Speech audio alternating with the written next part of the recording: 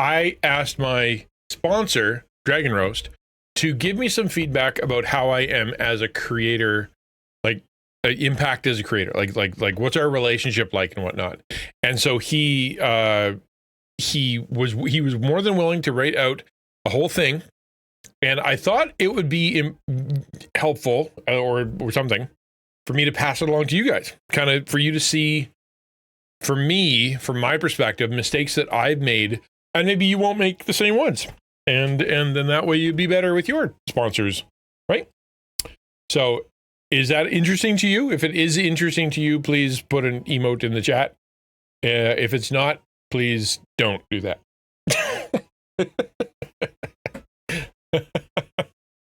I guess we'll see.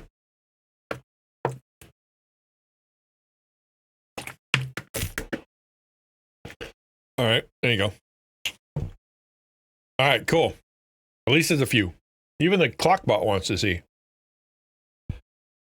So I asked, basically, so I've been working with them for a little while now. Less than a year, but close.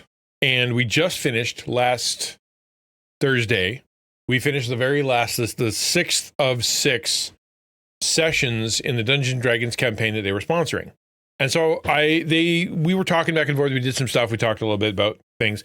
And I thought, you know what? I want to hear from them how I did. How am I doing? Am I good? Am I good to work with? Am I rough to work with? Like, what's going on? And do you want to know? Oh, yeah. Okay. So I asked for some feedback, and they gave me feedback points. So I will tell you my points. I'm not going to read you the whole note because there's no real point to. We'll get it across, and I'll tell you what my said, what my said, and then we'll kind of go through it. So feel free to ask me questions. If you don't know what's kind of happening, they're a coffee company. They are in the United States. I'm in Canada. They're in the US. The tariffs completely screwed up our relationship, like just made everything really, really difficult when it came to pricing and when it came to how the shipping would work. Like everything got worse, and it was really, really difficult. And so I was trying to communicate with them, trying to ask some questions, trying to share some stuff, trying to help. And they, over a period of time, then recently I ordered a shirt from them. And it was 2XL. It showed up, and it was barely a medium. I can't wear it, right? It's like skin tight and really small. And I'm like, so I said, hey, you guys, just wanted to let you know that I ordered the shirt, and I can't wear it because it's way too small. Not sure if you wanted to know that, but maybe other people order it and then send it back, and I don't know. And so their response was, so you need to know that in order to understand their response.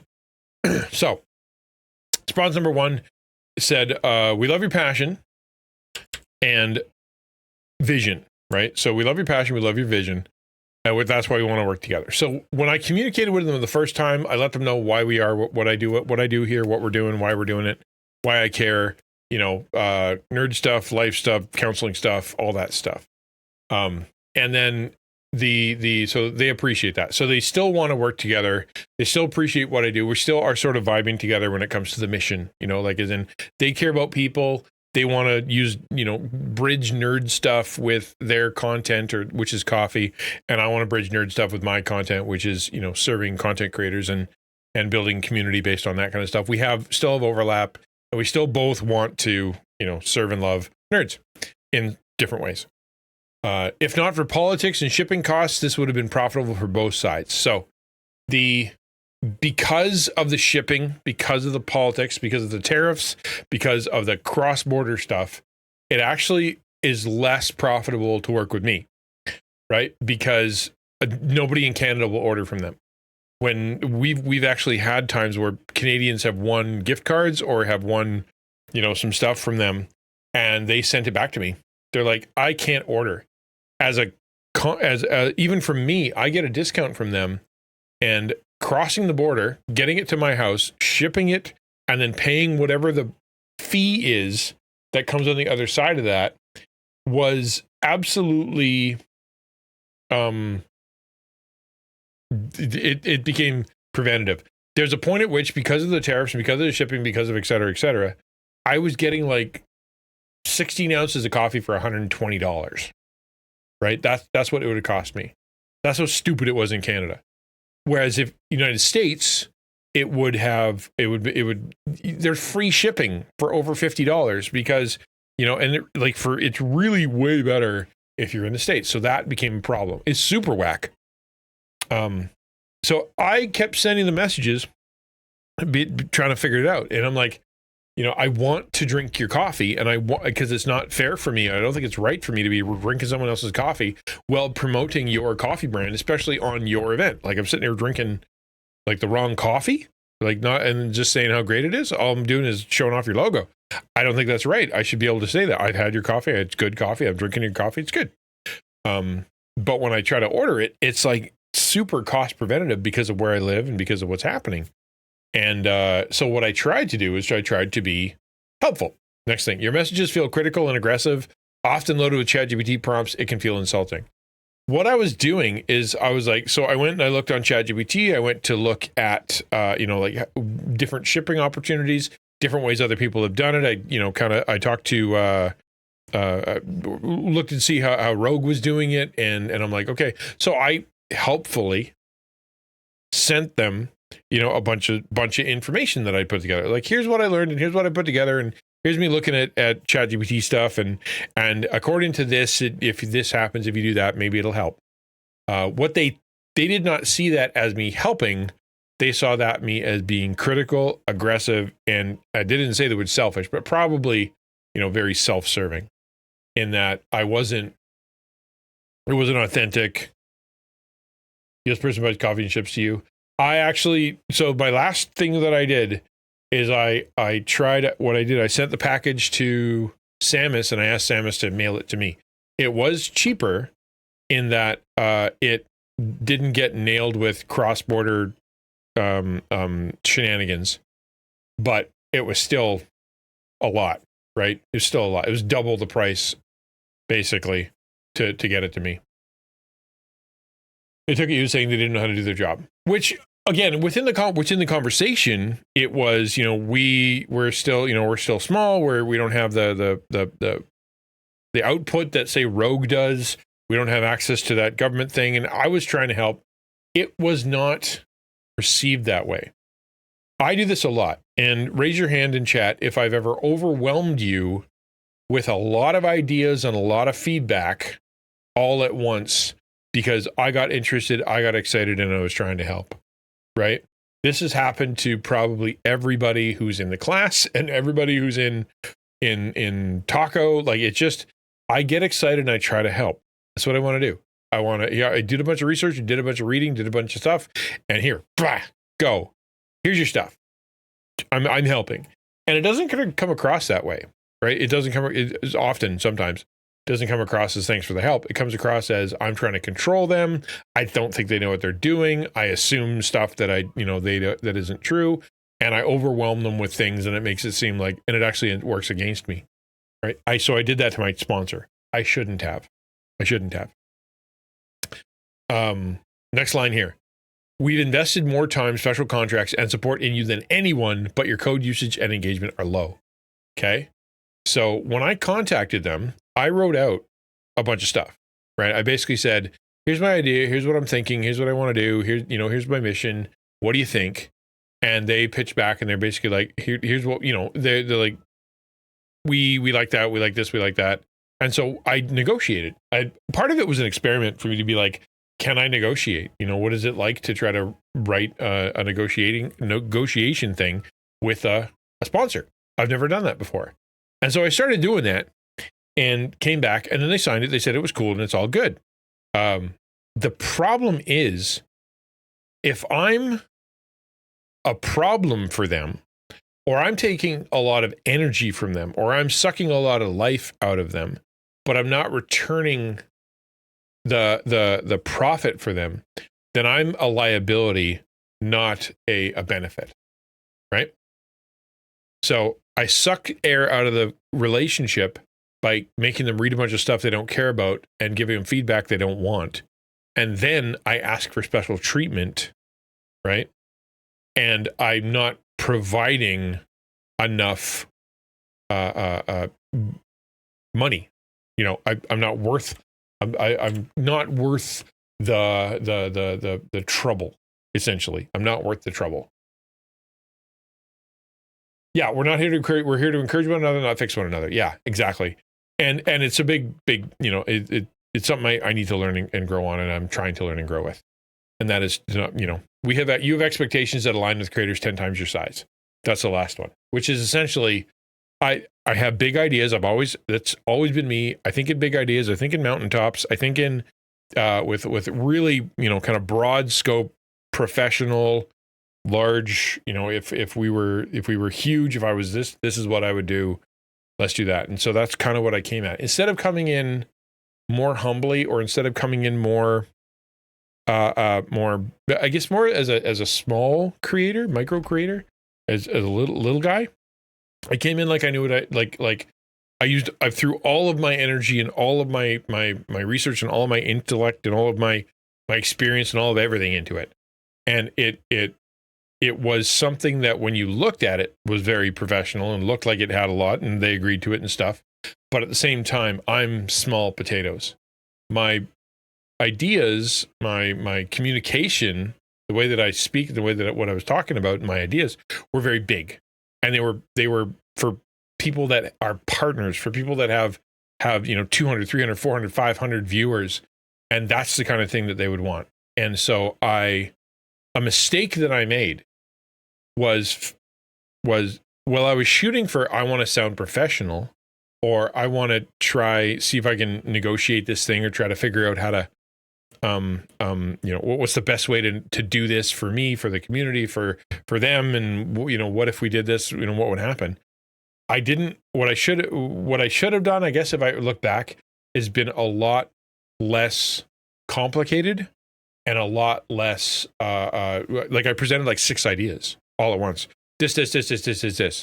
Maybe I should have only done like one or two and left it at that until I've earned the right to renegotiate. So I did all the negotiating and all the communication up front instead of doing it piecemeal part, with, you know, kind of just getting to the bare minimum of going, hey, what's an arrangement we can have?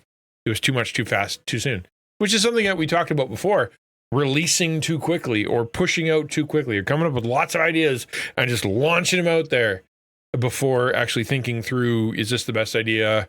Is this, you know, is it fully cooked yet? Should I, you know, etc. So I appreciated their feedback. They were still positive. It was like, we still want to work with you. We still think there's value in this. We still think, you know, we still believe in what you do. And so therefore we do want to continue to work with you. And and that was it. And so I said to them, like, my response, I'll read you my response. It was, thank you so much for the feedback, and it's incredibly helpful to me. One of the things I've struggled with is overwhelming folks I get connected with, unsolicited help. It comes from a place where I want the other party to thrive, but it certainly can come across as critical and overwhelming, especially via text. You've certainly been the victim of this, and I need to be more careful about how and when I communicate. I also need to be mindful of my size and influence. I shouldn't act or speak like one of the big boys until I've earned the right. I really appreciate your feedback and hope to improve. And that's true. I think if someone gives you feedback, you should try taking it, man. Just try taking it. Just take it. What did you learn? Greg says, I can over-explain things and try to convey the full context at times. Yeah. You just here's all of it, you know, because you feel like if I don't tell the whole thing, maybe I'm telling mistruth or whatever. I'm trying to be extra helpful. Yeah. And so the feedback was basically, I need to be more humble in my communications with them. Recognize I am not as helpful to them as I want to be, right? Like, I'm not, my communication isn't helping, and my complaining isn't helping, and my code isn't being used nearly as much. I would have more leverage to say things if I was making them a bunch of money, but I'm not. I'm not that big yet. I just act big. I pretend that I'm big, and and it can come across as arrogant, right? I do love improving. I am a bit of a perfectionist And so therefore my wiring for trying to help people communicate and teach, especially as a teacher, it all comes across as over communicating, and it overwhelmed them. And my high standards and frustration with my own limitations, pushing hard even when scale doesn't justify it, right? So for me, I want to act like a big boy. I want to be perceived as I know what I'm doing because of my fear that I'm not adequate, or that people think I'm fake, or that it'll all fall apart. I'm like, I want to look pro. I want to look good. I want to, that's where all that comes from, where we talk about, shine and polish over substance, spending much time on looking good, because I want to. But it comes from a place where I push too hard, especially when other people are involved. And because I am not that big, it doesn't justify all the effort that I'm putting in when it comes to dragging other people in. I can put the effort in myself, but as soon as I start dragging other people into my vortex of work or whatever, like or feedback, it's not fair to them, because I haven't earned that right yet. Third, I mean to help, but it reads as criticism, especially via text, right? It does. It is the form of communication that I use mostly is through Discord for them. So therefore, I can write it as nice as I want. I can write it as, hey, I'm just trying to help, and here's an idea that I've had, take it or leave it. But if they're reading it and it just comes across as a big brick of text that is full of criticism and stuff like that, that's how they're going to see it. They don't hear my voice. They don't see my face. They don't hear my tone.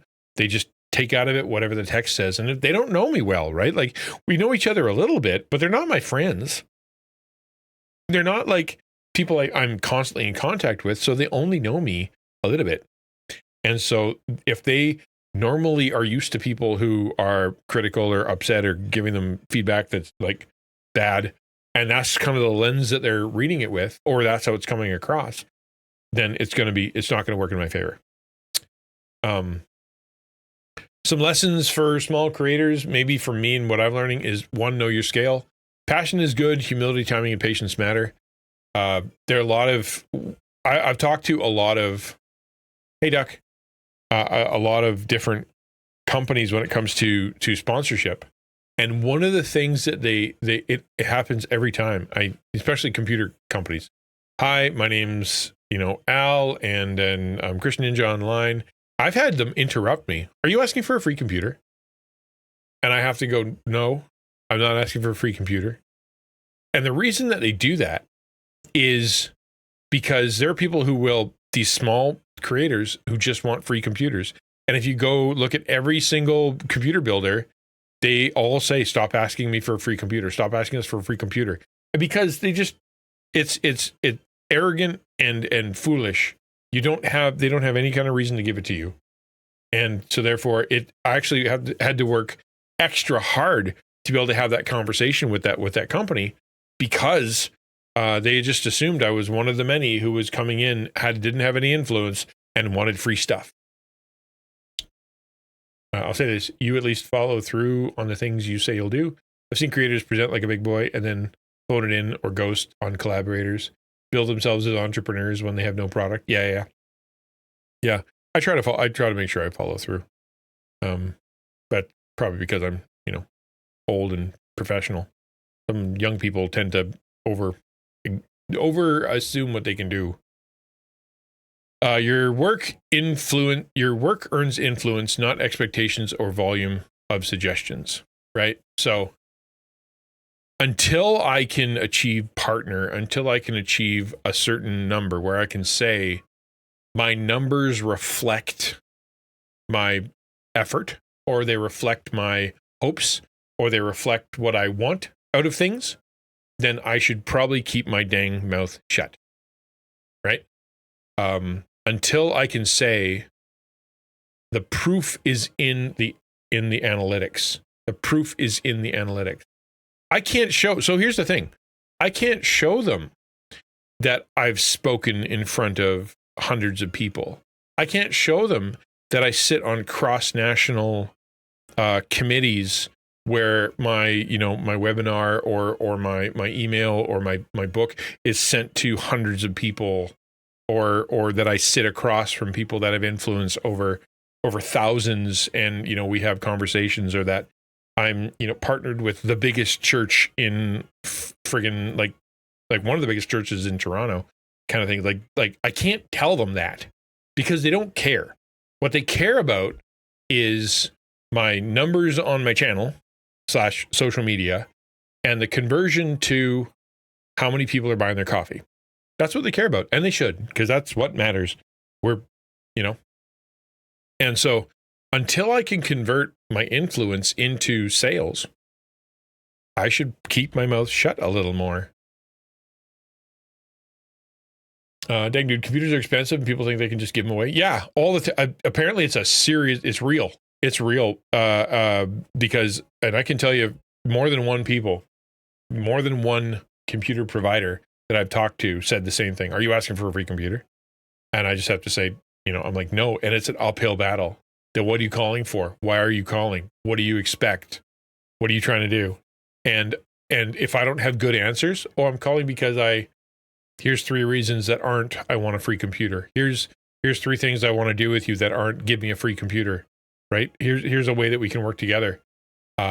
It's an uphill battle. I'm what's known as a nano influencer or micro influencer. A very small influencer. So I don't have a lot in my social media to demonstrate that.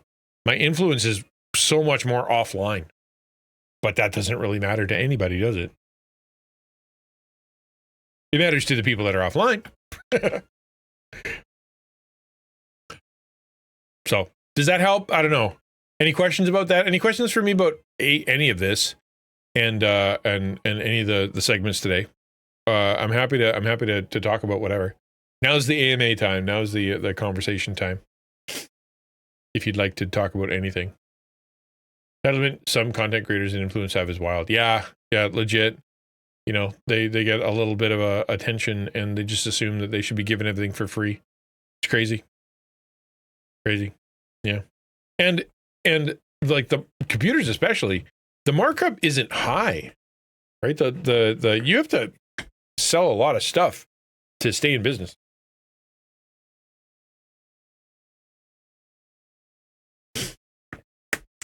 It comes from a place of 1, doesn't hurt to ask, and 2, am positive I'd get big if someone just gives me a chance, optimism, which are both kind of positive. I would argue that yes, it does hurt you because you'll have burned that bridge. If it's like I can't if I talk to a person and I say, hi, I'm Christian Ninja and I want a free computer or send me free stuff or with Dragon Roast, right?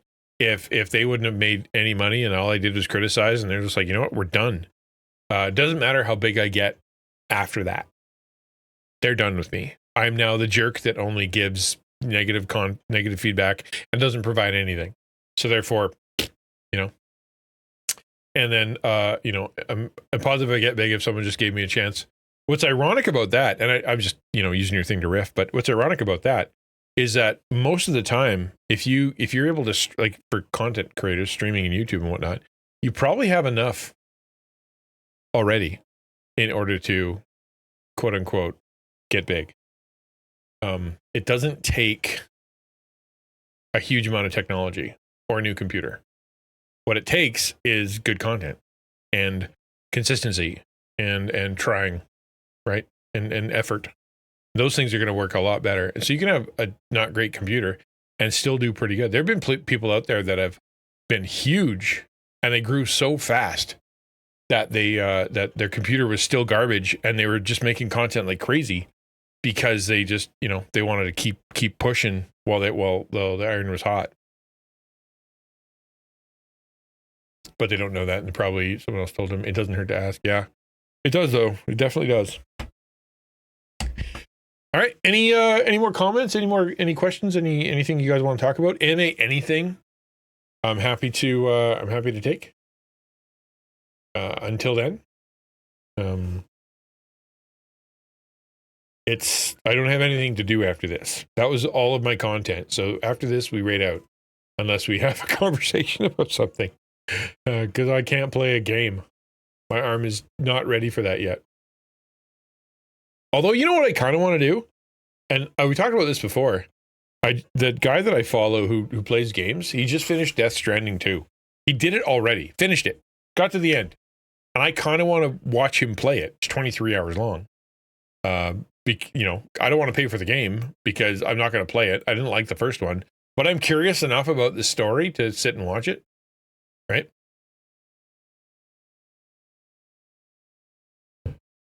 How the crack is everyone? I'm doing okay. I'm a little sore, a little tired. But other than that, I think I'm doing okay. Thank you for asking. How are you doing? I heard you said ow, Jada, and I assume that means your leg is not great. Speaking of free stuff, my wife did a contest at the library she works at to design a new logo that offered a small cash prize. The board picked last week and decided no one wins because they didn't like any of them. Really sounds like they just wanted cheap graphic design work. Sadly, it's coming across the board. Oh, 1,000%. It's exactly what they wanted. Yep. Definitely what they wanted. And I mean, yeah, it makes sense. I think it's crazy that Twitch doesn't do that. Like, if they're going to design a new thing for whatever graphic, just do a competition. Contact 20 different artists and pick one. Like, people love that stuff. Fell off my bed this morning with my leg brace because I got a little jump scare from my phone alarm clock. Oh no. You okay? Hopefully the leg's okay. Can we talk a little bit more about why retention matters? Sure.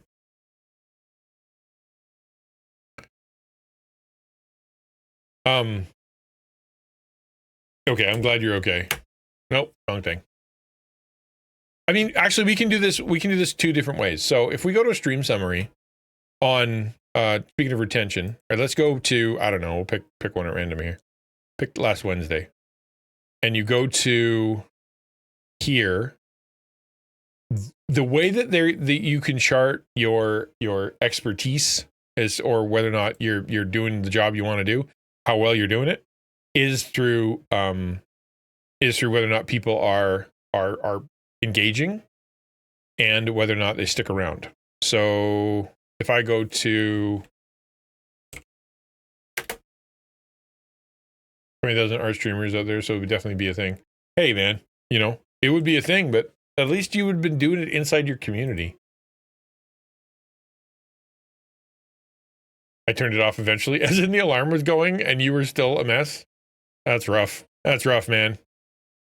Okay, let's do just today, last 30 days. Or is it, do I get stats? Oh, there we go. Okay, so average viewers, right? So over the course of like my streaming career, we could just go all of 2025. You look at the average viewers, right? That's going to tell you whether or not people are sticking around. But your stream summary of the viewers that are on there and sticking around, that are staying, is going to tell the story of whether or not they're going to whether or not you're doing a good stream. I'll try to find a bad one because I know there is. Probably the Monday one.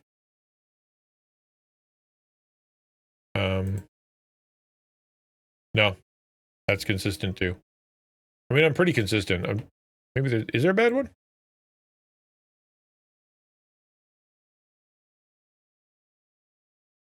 Okay, there we go. So this here, right? If you see, it's like good. 25 viewers, right? So this got good. Overtime, not a single stream. Yeah. So got there. Isn't that something? And then got here. And then it started to peter out and off it went. So yeah. The retention is for me anyway, when it comes to stream stuff, is charted by your average viewers. How many people are sticking? And I would say that I have retained lurkers. If you watch this is actually really, not my favorite thing to show, but let's just go. Let's go over the last little while here. Last 2 years.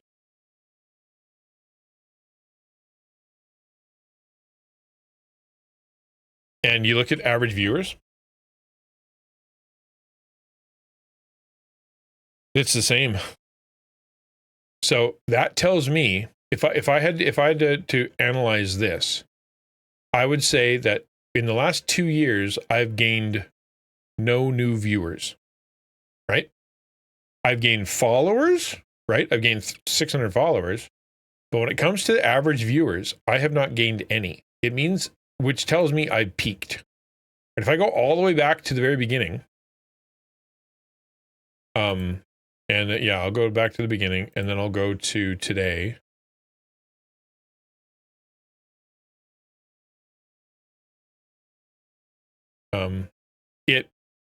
It starts low, and then, right? So it goes like 20, 24, 25, 26, and then stays the same. Which, in my opinion, means that I've been able to keep people and have lurkers. But when it comes to actually growing as new viewers, it means that I'm good at retaining the ones that I have, but not getting new ones. And that is a problem, right? That's something that I'm struggling with right now. If things were going really well, right? Like you see the spike right here.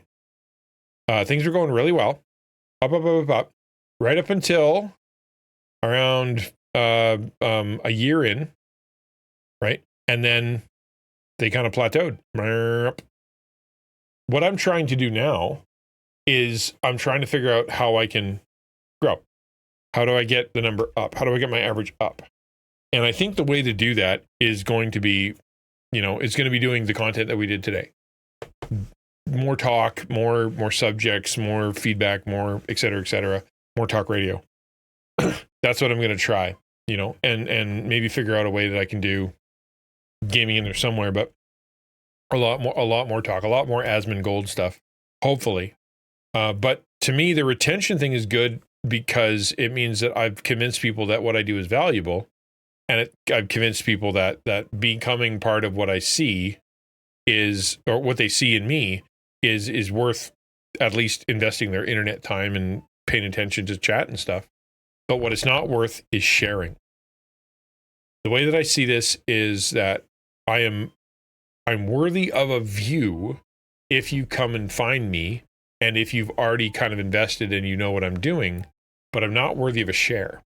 In other words, you don't want to tell, my stuff isn't interesting enough for people to actually go tell other people to watch it, right? The people who like what I say or like what I do or like my sense of humor or like whatever, they'll stick around for chat, and that's good. But when it comes to them going, hey, you should show up, this is interesting, you should go watch this video, you should go watch this VOD, right? Because it's valuable. I don't have that, which means I'm not growing. That's when it comes to that. To me, that's the most important thing about talking about retention in my stream, is that I feel like I haven't grown. All I've done is retained the people that I grew 2-3 years ago, right?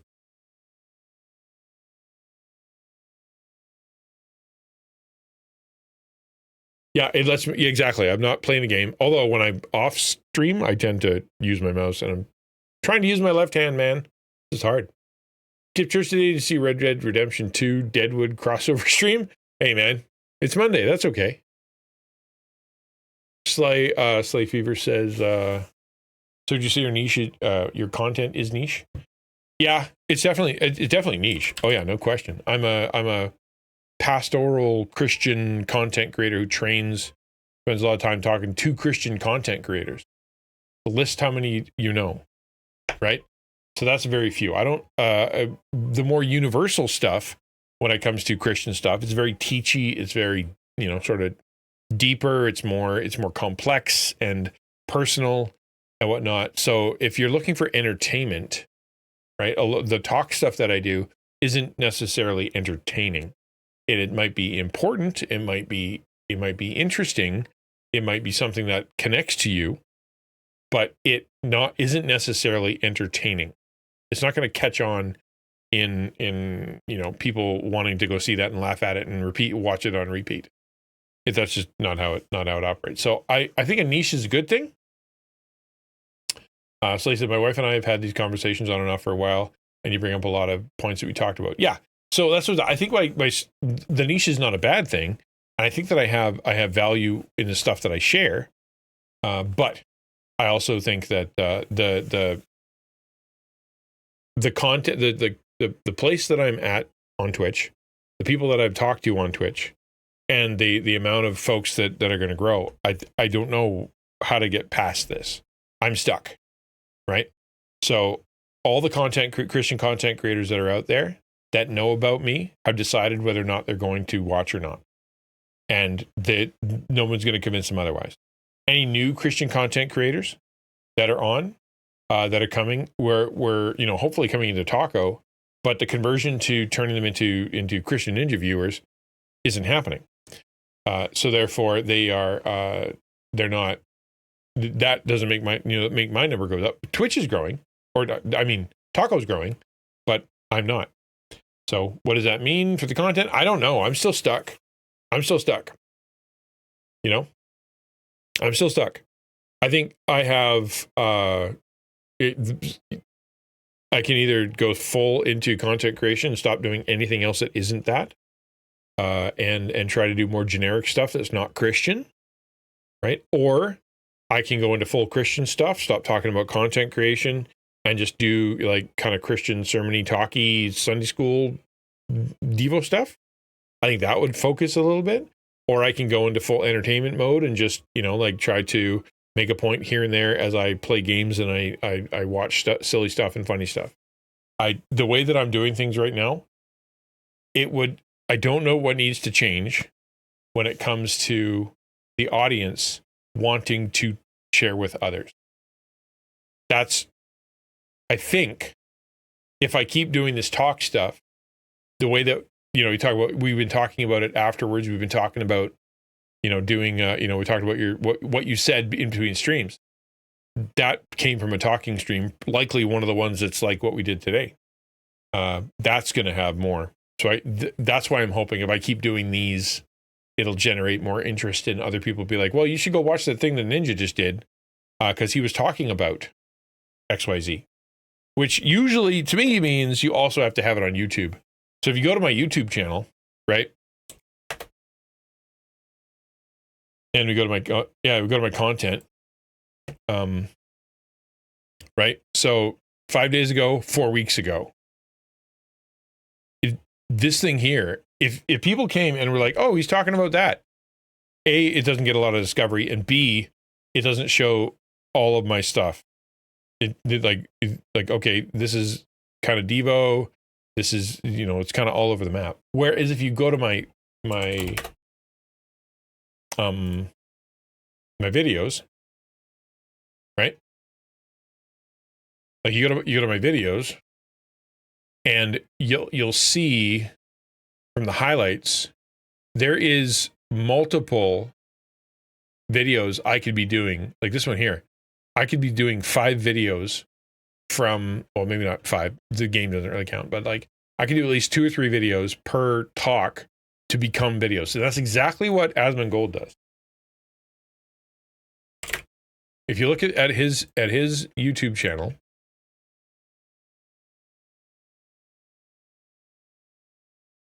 you'll see 27 minutes, 1 day, 1 day, 1 day, 1 day, 1 day, 2 days, 2 days, 2 days, 3 days, 3 days, 3 days, 3 days, 3 days, 3 days, 3 days, 4 days.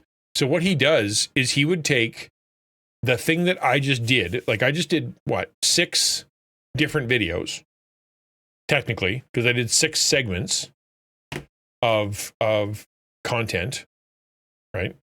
True views and retention, Mind's Eye Disaster, Stellar Blade, The Shiny Trap, The Myth of Endless Willpower, Stop Diagnosing Yourself, Hard Truths from my sponsor. Those are all those could be videos. Cut, copy, paste, spit them out. These ones are edited a little bit because he has an editor, right? That's only 22 minutes, 18 minutes, 31 minutes. Cut out a lot of the stuff that wasn't focused, and it became its own video. That is, if I did that, if I had, if I had the time to go to do my highlights myself, and then to go put them out there, put them all, do all that stuff, chances are I'd be able to grow through discovery on YouTube. And because of the way that, even if even if I'm not as good as the others, at least by the nature of coming to the stream, you'd know what I do. But at the same time, it's not going to work if I've only got one video in the last month, right? That's not how it's going to work. So all that to say, anybody want to edit my videos? I don't want it, too hard. All right. Well, sorry. You clearly said there's some sense to that. Taco isn't designed to grow a creator's numbers, but to provide depth of support for them that isn't available elsewhere. Exactly. It's not meant at any point that it was talking about, any kind of growth stuff, pushed it away. I don't want Taco to be a growth engine for my channel. That would be the opposite of what I want. If that became the thing, it would be easily be accused that I have ulterior motives. I don't want that. I want the people who come that are content creators to show up and go, this place loves me and they care about me and they want to serve me and they want me to be great. And they're not trying to steal my thunder, or steal my viewers, or steal my stuff. And they're not trying to just make me into one of their many viewers. I don't want that. So that's what I'm saying. It's not a bad thing that Taco's growing and I'm not. Those are supposed to be two different things. But I'd still like to grow as a channel. I just have a really that I think honestly, I think that would change everything. Go through, highlight this stuff, turn it into 6 videos a day. That would probably be a big thing. That'd be big. Yeah. I think anyway.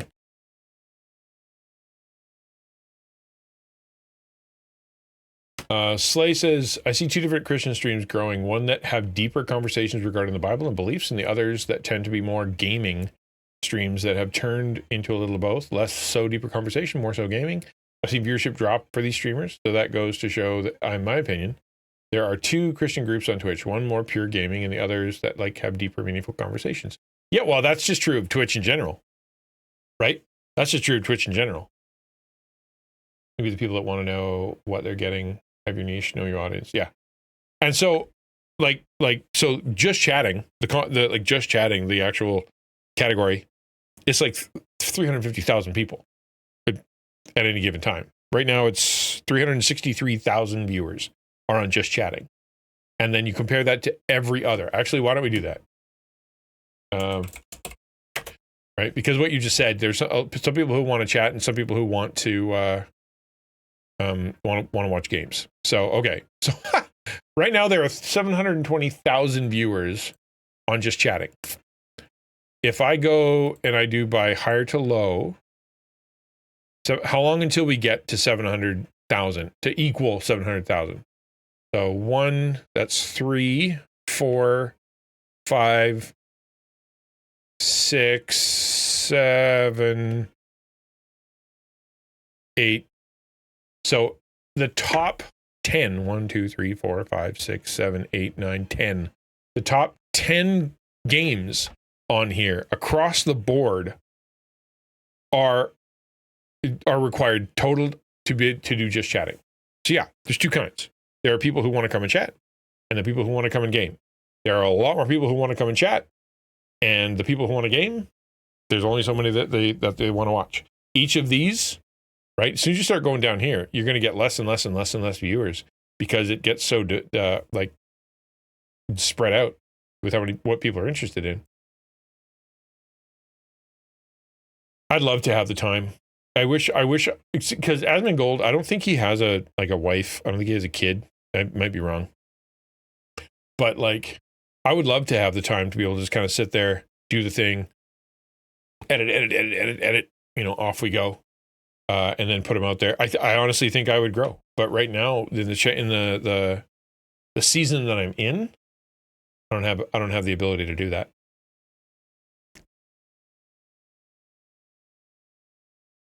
When you look at those just chatting streams, though, it's less about chatting, maybe more talking into the void with your opinions, hoping that big stream reads your chat. So that's more parasocial. Definitely. Oh, yeah, for sure. Yeah. If you go to the actual Where are you?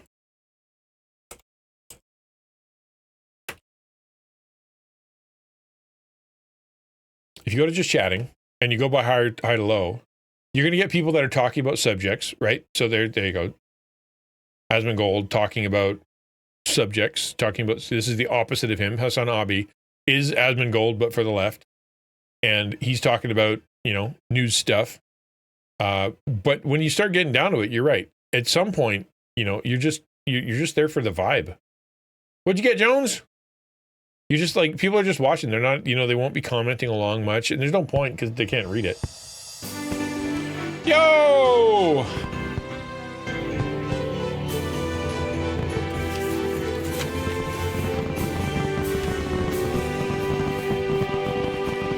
Well, if it isn't the 500K sticker for Jones, 500K R, that's a K.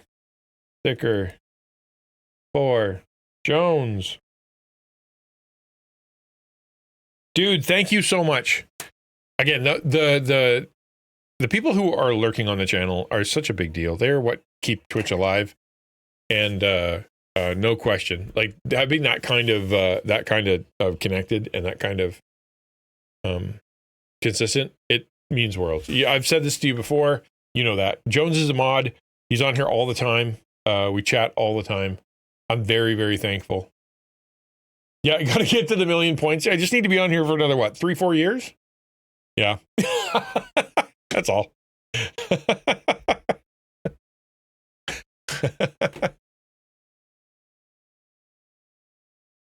I appreciate you, Jones. I really, really do. Thank you for being part of the community. Thank you for your help. Thank you for all of it. It's really, really cool. Very, very cool.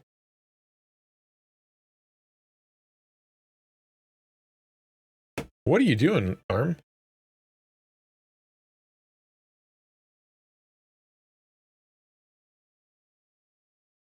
Ugh. Yeah, apparently they are.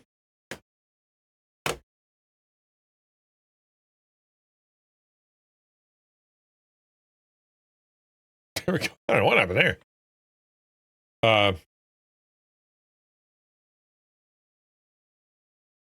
That's cool.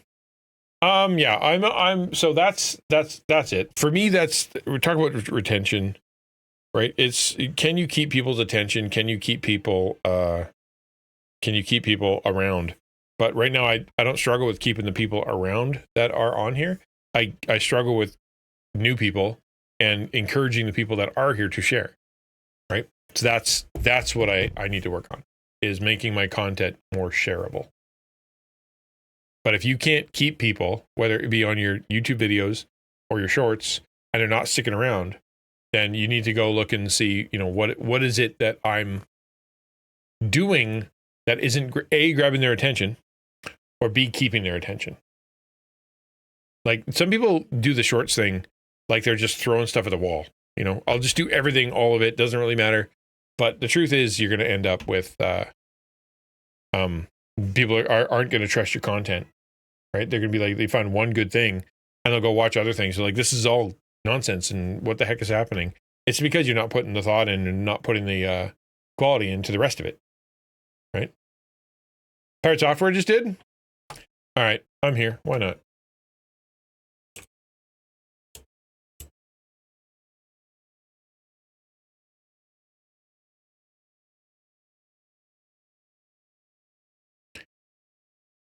This one, oh, there you go.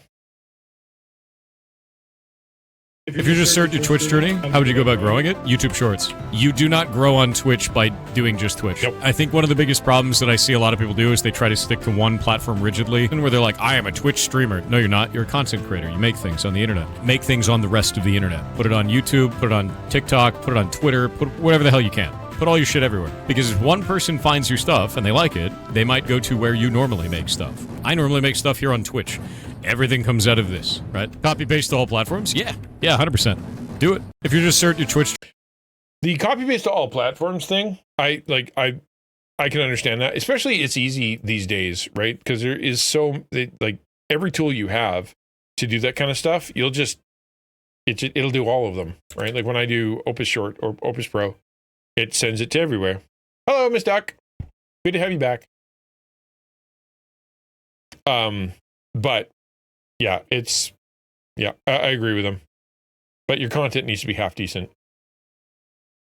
Yeah, content still has to be half decent. Like, for example, if I go to his content, right, and you're like, okay, I want to watch more pirate software stuff.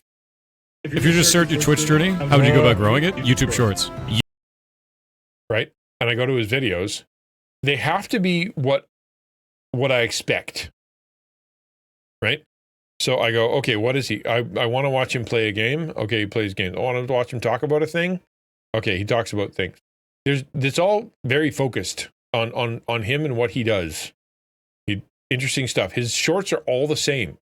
Right? It's just grandpa pirate software saying grandpa stuff to the youngins. And that's good. That people need to hear that. It's just common sense for everybody. And from an expert who has a lot of experience in a lot of different things. That's a good thing, because that's why they're all the same. They all look the same. They all sound the same. They all are about the same. So therefore, you know what you're getting. The quality level is always the same.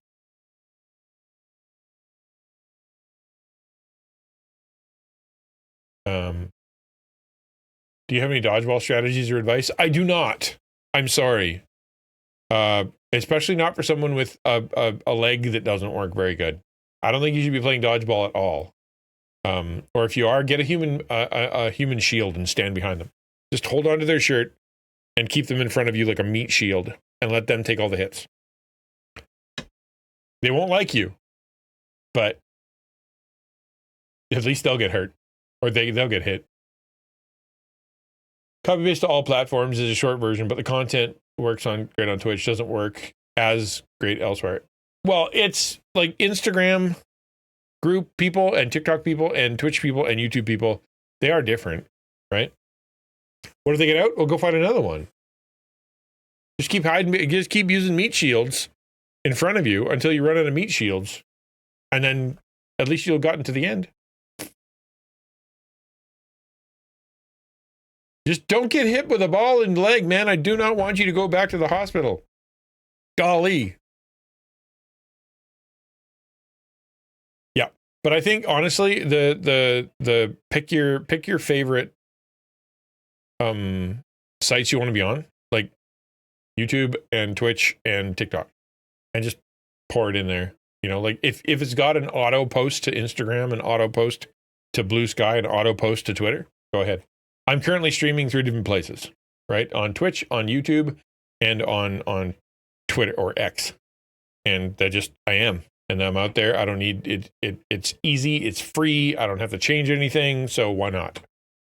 If it cost me money, I would probably not do that because it's not worth it. But right now it is.